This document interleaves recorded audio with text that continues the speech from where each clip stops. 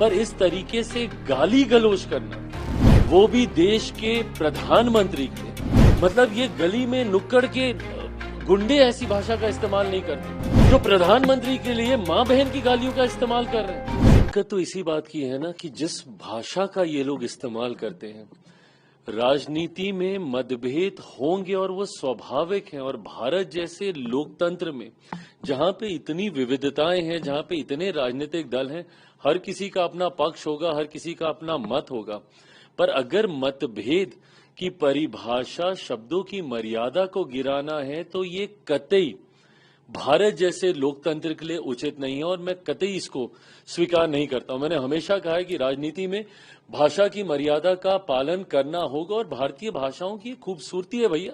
इतना बढ़िया शब्दकोश है भारत की हर भाषाओं के पास कि आप बड़े से बड़े विवादित विषय को बड़े से तीखा वार आप मर्यादित शब्दों में कर सकते हैं, पर इस तरीके से गाली गलौज करना, वो भी देश के प्रधानमंत्री के लिए, ये कतई कोई स्वीकार नहीं कर सकता है।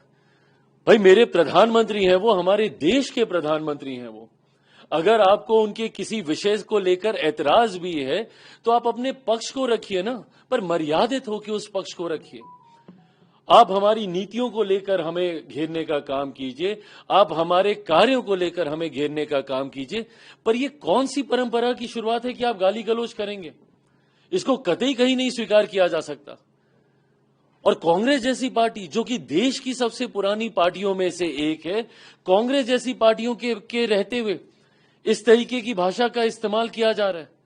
और किस तरीके का गाली गलौज, मतलब ये गली में नुक्कड़ के गुंडे ऐसी भाषा का इस्तेमाल नहीं करते। और ये वही चलन है, ये वही परंपरा है राष्ट्रीय जनता दल जैसी पार्टियों की, जिसकी वजह से 90 के दशक से बिहार जो हमारा बदनाम हुआ है, आज तक हम लोग अपने उस खोए हुए गौरव स्वाभिमान की हम लोग लड़ाई लड़ रहे हैं। राष्ट्रीय जनता दल जैसी पार्टियों ने जिस तरीके से 90 के दशक से बिहार को बदनाम करने का काम किया, यही बोलचाल की वजह से, इसी तरीके की कार्यशैली की वजह से, सोचिए ये इनके कार्यकर्ता हैं जो प्रधानमंत्री के लिए मां बहन की गालियों का इस्तेमाल कर रहे हैं। ये कार्यकर्ता हैं कि ये गुंडे हैं आपके भैया।